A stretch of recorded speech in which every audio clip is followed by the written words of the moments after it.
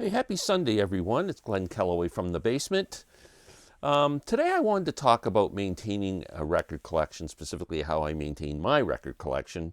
I got an email yesterday from my buddy Tim, who I mentioned I went to Record Store Day with yesterday. I had a great day with an old friend. And he texted me this morning because we had a small conversation yesterday about storing records and outer sleeves and inner sleeves and stuff. And he said, "Have you ever done a video on it?" No, I haven't. So thanks, Tim.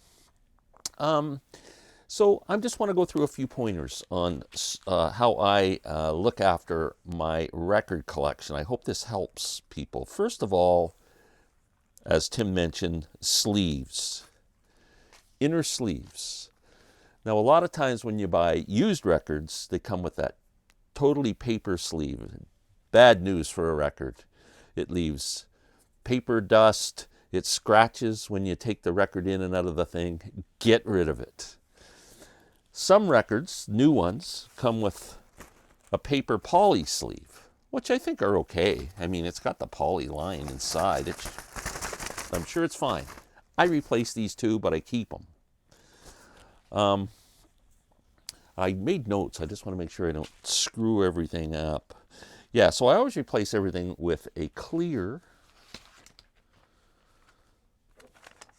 well, not so clear, it's kind of foggy, clear poly sleeve. Now, you can buy expensive ones like MoFi brand. You can buy them on Amazon. You can buy them at most record stores. I tend to go to a couple of record stores that sell kind of a generic brand, and they just put like 25 of them in a package for like, I don't know, $7 or something. And as for the records themselves, I store them all in outer clear sleeves as well. Now, the store I go to, I can buy 100 of these for like $20 or something, so it's a pretty good deal. I don't think there's a big difference in some people thin ones, some people like ones that are shaped like it's all over the place. I think that's just a personal preference. So, okay, now the outer sleeve, like I said, is always stored in the outer sleeve. Is always the record cover is always stored in an outer sleeve. Now another thing, and the inner one is always in an inner sleeve. Now I always store the vinyl behind the record. I do not put it in the sleeve of the record for two reasons. One, you ever go and look at used records and you see that mark on the record that's left from the vinyl being inside the record forever and ever? That alleviates that. And also, I find it's easier to pull the record in and out. I don't have to take the cover out of the sleeve. And also, in some cases, like a record I picked up yesterday, it has the shrink on it and has the Record Store Day little blurby thing there that I keep. And I think if you keep the record housed inside these, then that shrink wrap can shrink eventually over time it will shrink. The record will do that, and the record could warp if you keep it inside. But I don't see anything wrong with leaving shrink wrap off if the record is not inside the cover. Another pointer. I just picked this up from somebody a couple of weeks ago and never gave it any thought. I store my records with the opening to get the record out up. So it goes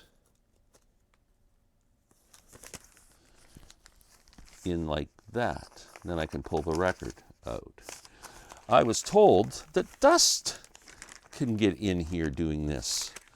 So the actual way, if you're a real OCD kind of guy and you're real freaked out about dust, is put it with the opening sideways. There. Now no dust can get in. I thought that was ingenious. Okay. Keeping records clean, dust-free.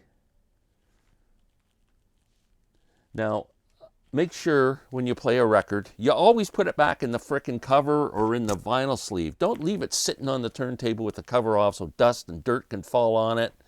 Cover up your turntable with the cover, put the records away. I don't know if you were like me when we were kids. We would just throw the records on the frickin' floor, pile them on top of each other, and who gave a crap? It was ridiculous. And that's how all my records ended up all scratched and whatever when I was young. Keeping a record clean when playing it or about to play it. I always use one of these fiber brushes. They look like this. They've got a little doohickey hingy thing on it like this. So you take your record when it's on the turntable and spinning, before you put the needle on it. The record's down there like that. It's turning and turning and turning. You take this thing, and the best thing to do, just pretend the needle's right here. I go behind the record here, and I put it on here, and the record spins around, and this thing, let it go around a couple times, and then slowly pull it, drag it. Don't pick it right up and take it off. Drag it to the edge of the record. Take it off. Take this thing, this little hingy thing here, put back on the brush, and then go back and forth like that to get rid of the dust for next time. I do it for every side of every record I play before I play it. Now, for what else have I got here? Keeping your stylus clean, which is just as important. So I used to use a liquid fluid. You can get them all over the place. They come in little bottles like this. This one is made by Nagoka, who's kind of famous for cleaning stuff. Has a little brush in it.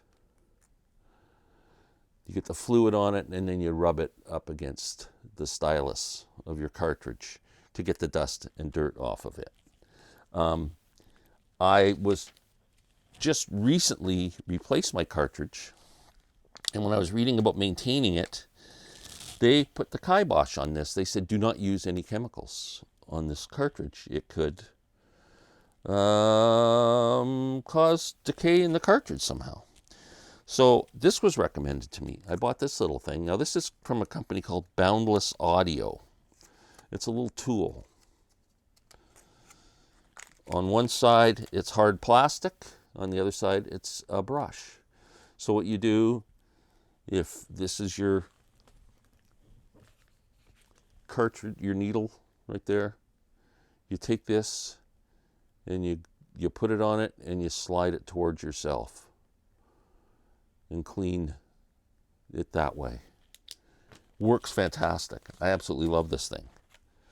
I'm glad it was mentioned to me because I highly recommend that.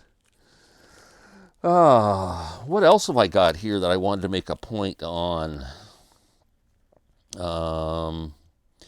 Cleaning your records. Always clean used records. They're just dirty, man. Trust me. They might look good, but they're dirty.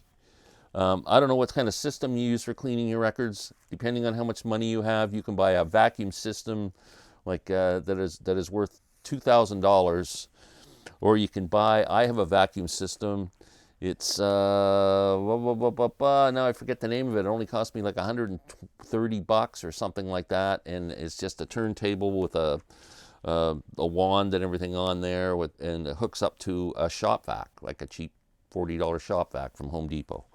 Works fantastic. Whatever your method is, they have those machines, those yellow plastic things with the wheels in them, and you do the manual spinning thing, and spin clean, I think they're called. But just clean your records, even if you do it manually with some chemical. I use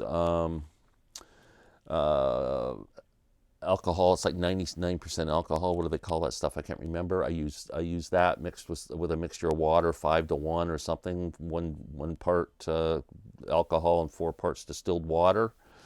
You can do that and get brushes and whatever and clean them. Use fiber brushes.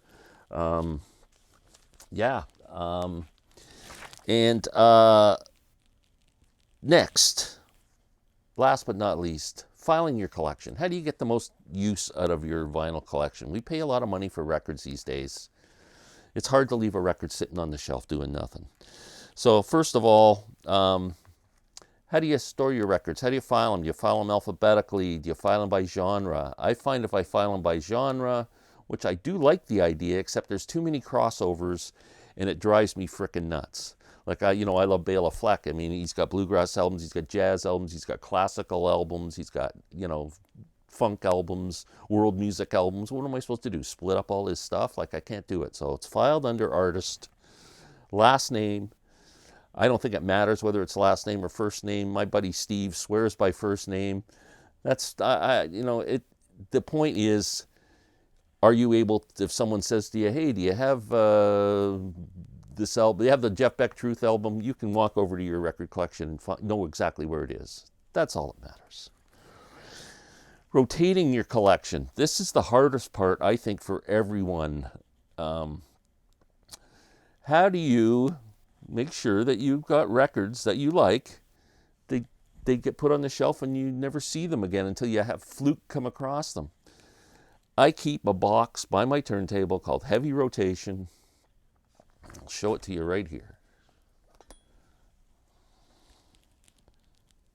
Heavy Rotation.